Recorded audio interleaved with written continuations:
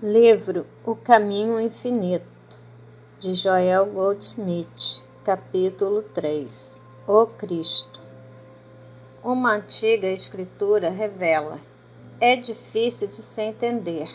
Doando nosso pão, nos tornamos mais fortes. Dando nossas roupas aos outros, ganhamos em formosura. Fundando moradas de pureza e verdade, adquirimos grandes tesouros. Abraão, pai dos hebreus, baseou a prosperidade do seu povo na ideia do dízimo, doar 1/10 dos ganhos para propósitos espirituais e caritativos, sem pensar em retorno ou recompensa. A imortalidade se pode alcançar apenas pela prática contínua de atos de benevolência, e a perfeição se obtém pela compaixão e pela caridade. Quanto maior o degrau de amor altruísta que galgamos, mais nos aproximamos da compreensão do eu universal como nosso ser real. O sentido pessoal de eu está ocupado em ter, em obter, em desejar, em conseguir e acumular, enquanto nosso eu verdadeiro está empenhado em dar, conceder, repartir e abençoar. O sentido pessoal de eu representa a corporificação de todas as nossas experiências humanas, muitas das quais limitadas e indesejáveis. O verdadeiro corporifica as ideias e atividades infinitas, que se manifestam continuamente, sem limites ou restrições.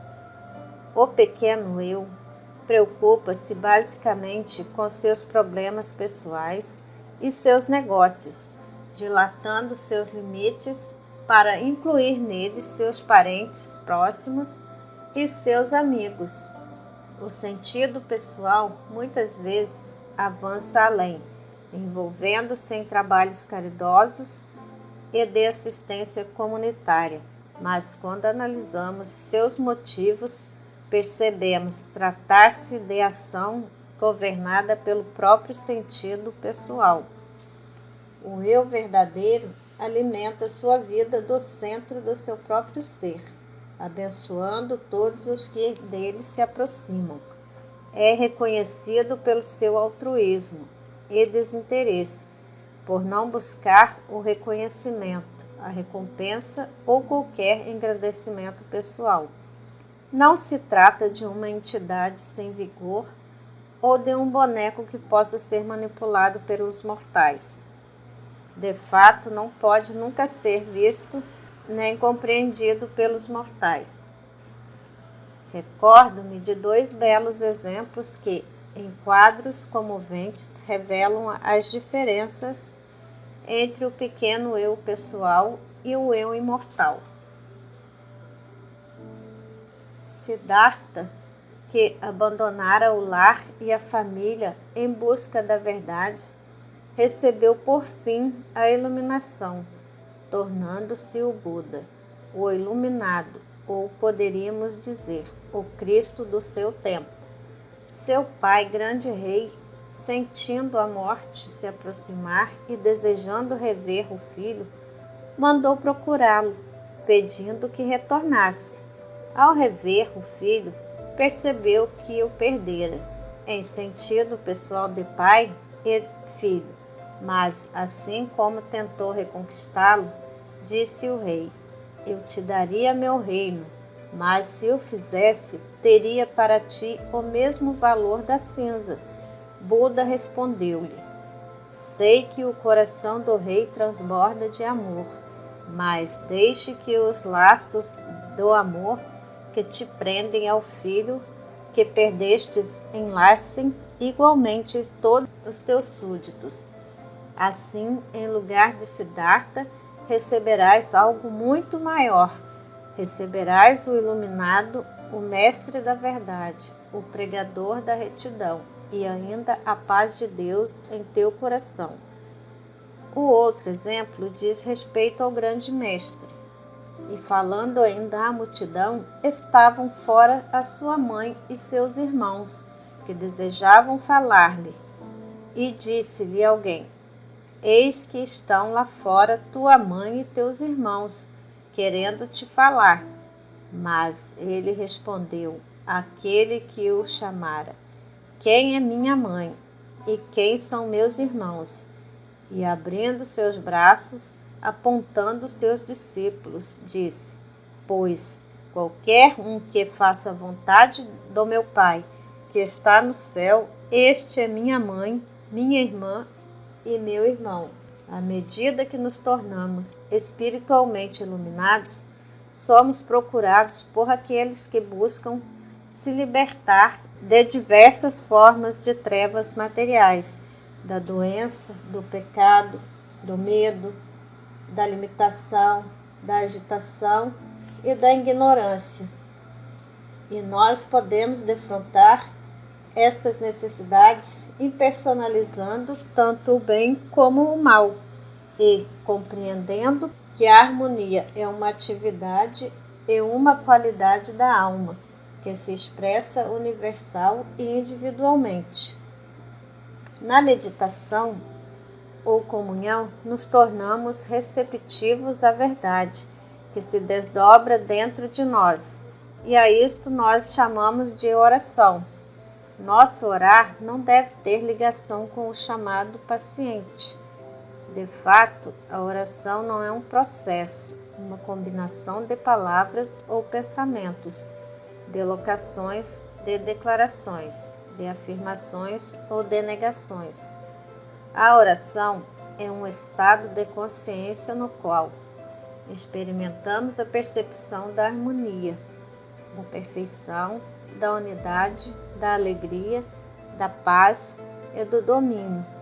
Com frequência, a meditação ou comunhão traz ao indivíduo alguma verdade específica, e esta verdade aparece extremamente como o fruto de sua própria conscientização do ser real. Foi revelado vezes incontáveis que o talento, habilidade, educação e a experiência de cada indivíduo são de fato a consciência que se desdobra em caminhos individuais, como artista, músico, vendedor, homem de negócios ou ator. Segue-se disso que a consciência que expressa a si mesmo nunca está sem oportunidade, reconhecimento e aceitação.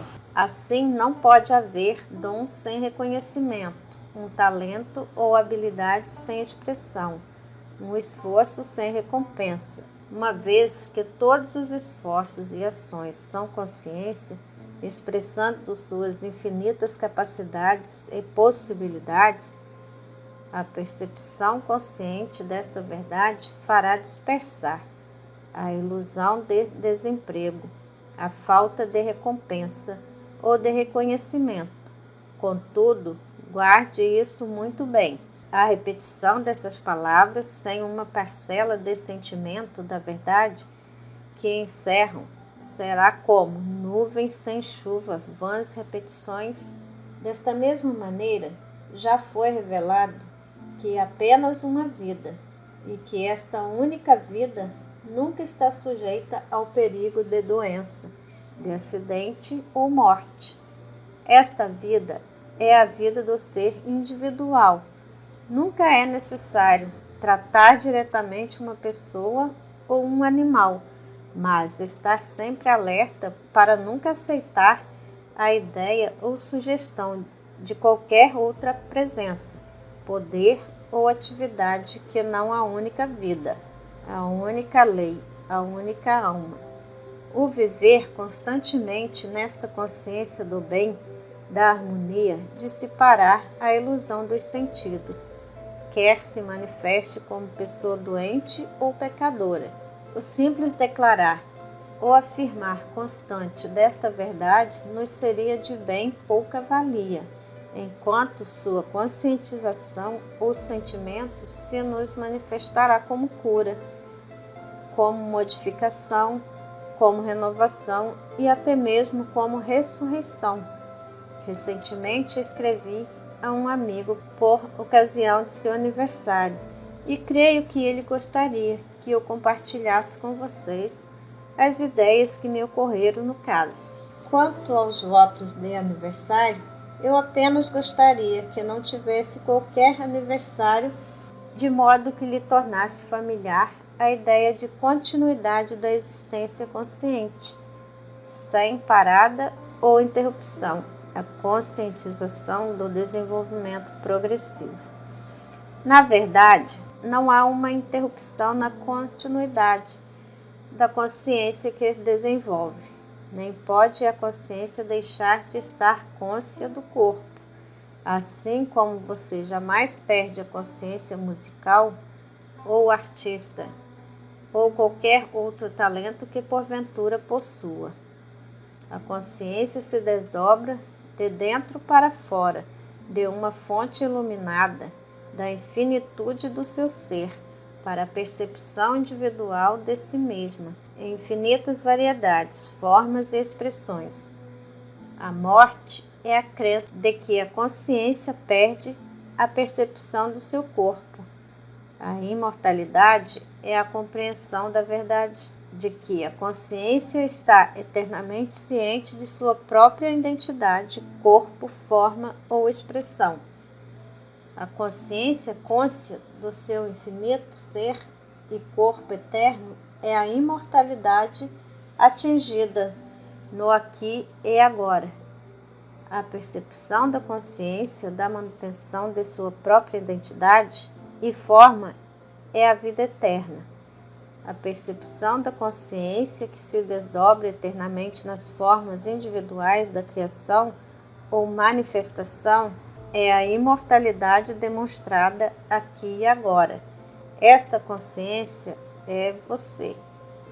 A consciência espiritual é o abandono do esforço pessoal na realização de que a harmonia é algo que já é.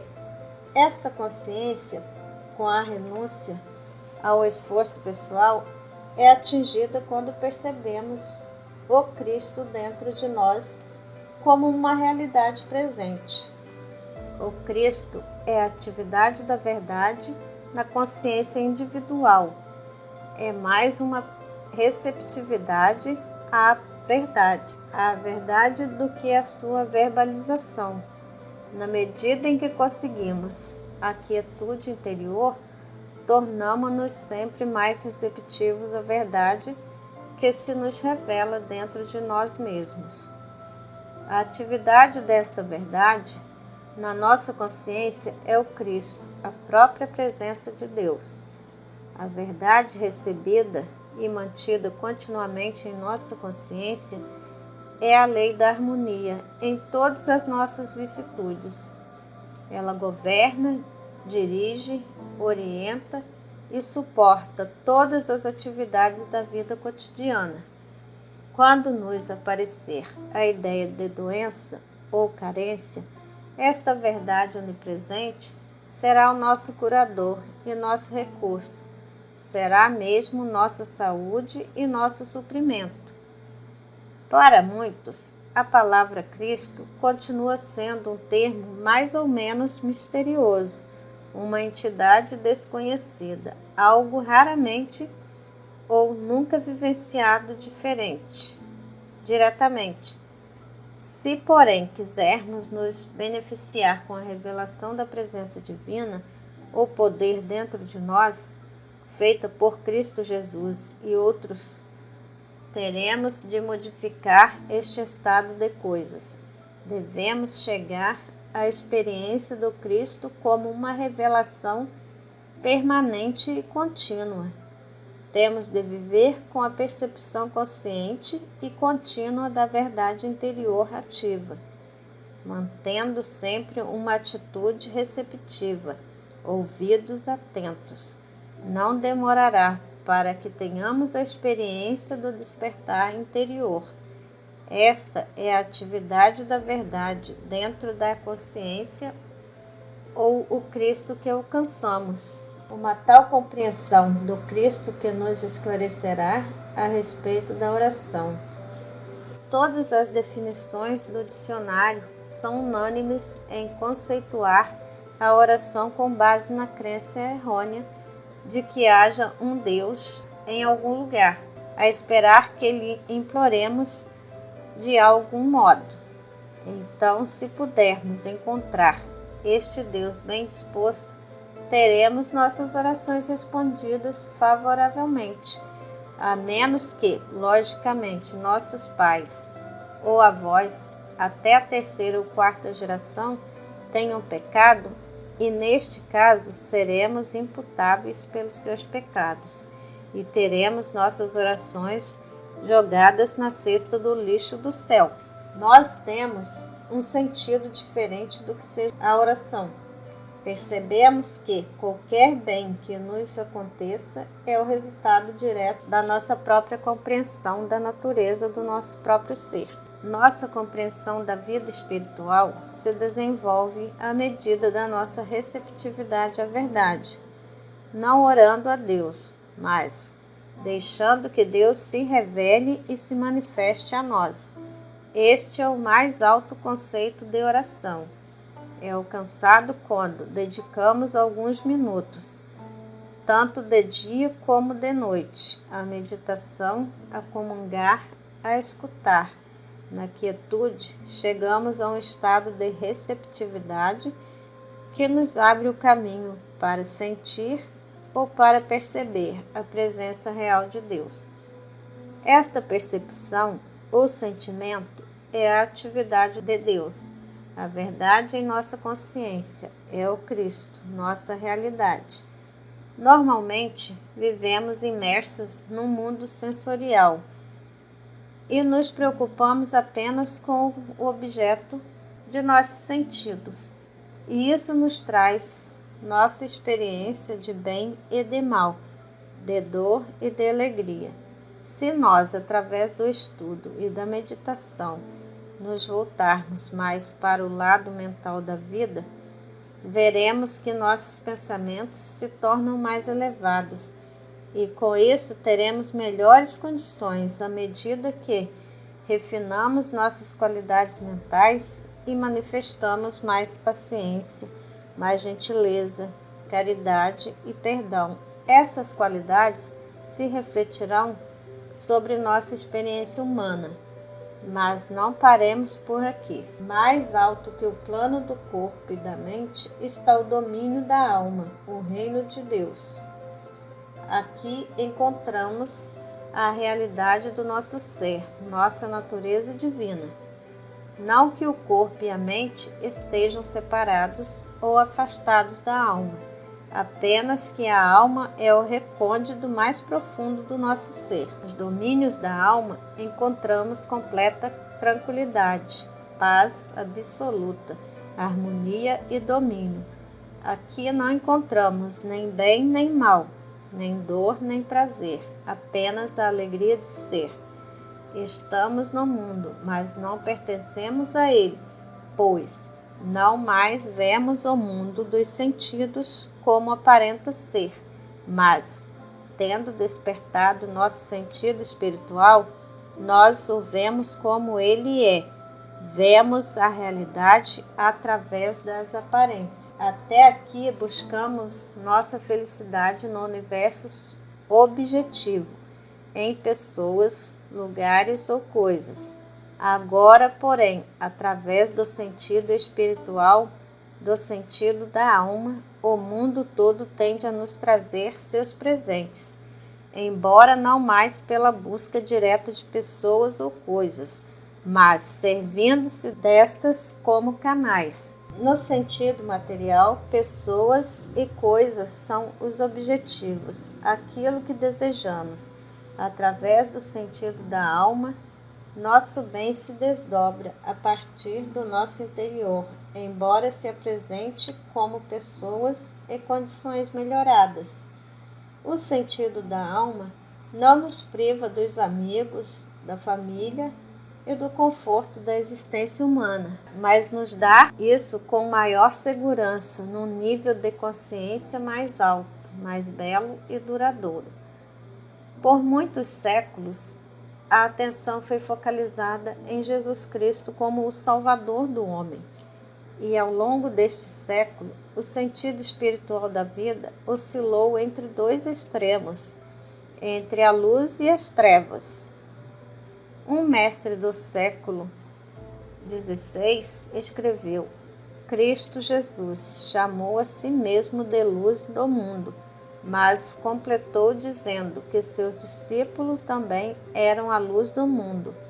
Todo cristão em que esteja vivo o Espírito Santo, isto é, os verdadeiros cristãos, são um com o Cristo em Deus e são como o Cristo Jesus.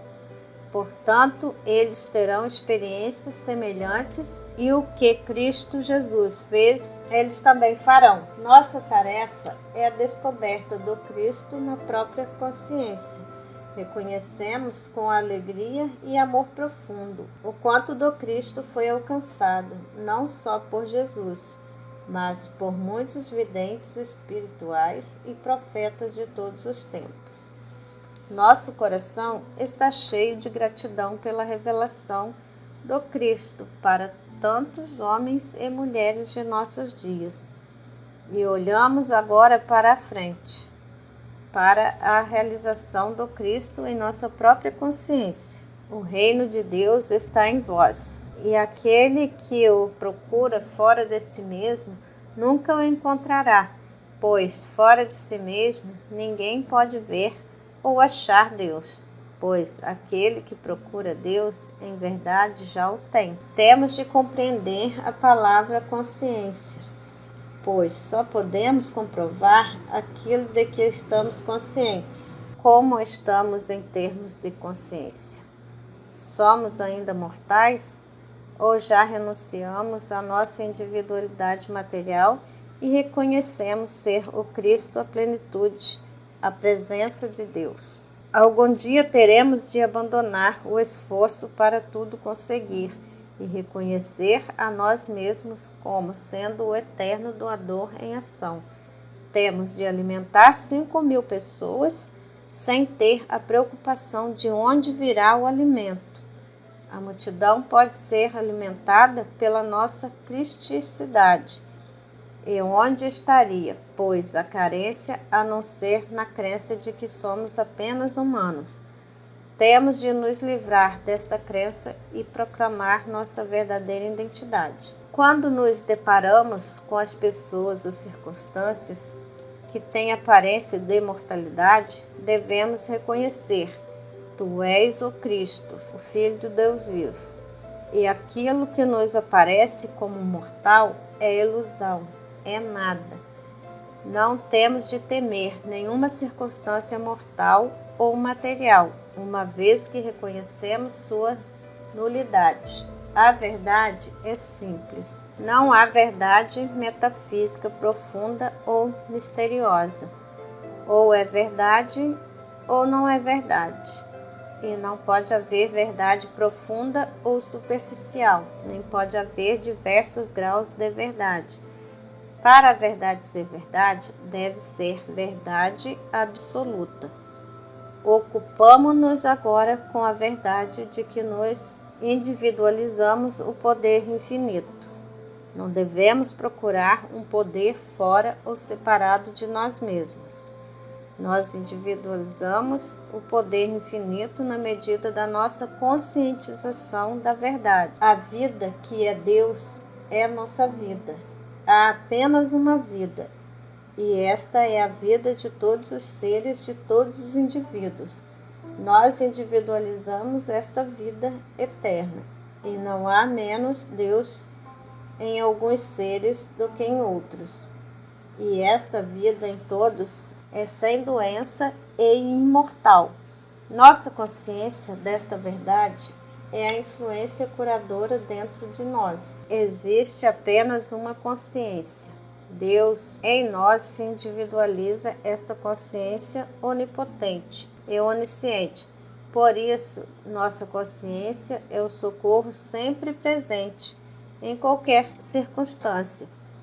Por esta razão, não oramos ou buscamos a um ser longínquo, mas percebemos a onipresença da divina consciência como nossa consciência e deixamos que o aparente problema se vá. A percepção dessa verdade nos confirma na consciência da presença da vida, da verdade de Deus. A compreensão da unidade da consciência como a nossa consciência, da vida como a nossa vida, é a verdade eterna. O próximo passo no desenvolvimento é a descoberta de que, como individualização da consciência, nós incorporamos a nossa própria consciência no nosso corpo, nossos negócios e nosso lar. Podemos comprovar nosso domínio sobre o tempo, o clima, a renda, a saúde e o corpo, apenas na medida em que sabemos serem ideias da consciência que somos. O lar, o trabalho e o corpo são ideias nossas, sujeitas à nossa compreensão. E a conscientização desta verdade nos confere o domínio. Isto não nos exalta como seres humanos, nem nos torna divinos. Isto varre de nós a natureza humana e revela nossa divindade. Podemos medir nosso desenvolvimento espiritual, observando se estamos ou não tentando melhorar uma condição física. Temos de lembrar que a vida orgânica do homem, do animal ou da planta não é a vida de Deus, e sim conceitos humanos e limitados da vida real. Assim, qualquer tentativa de curar, mudar ou corrigir o universo físico é uma evidência de que não temos desenvolvido o suficiente a consciência espiritual.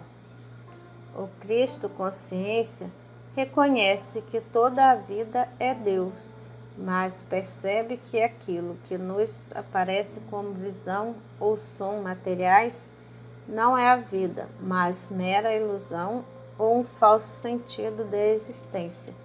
A consciência espiritual distingue a vida que é real. Já que não podemos resolver um problema em seu próprio nível, temos de subir além das aparências para trazer às claras a harmonia do ser.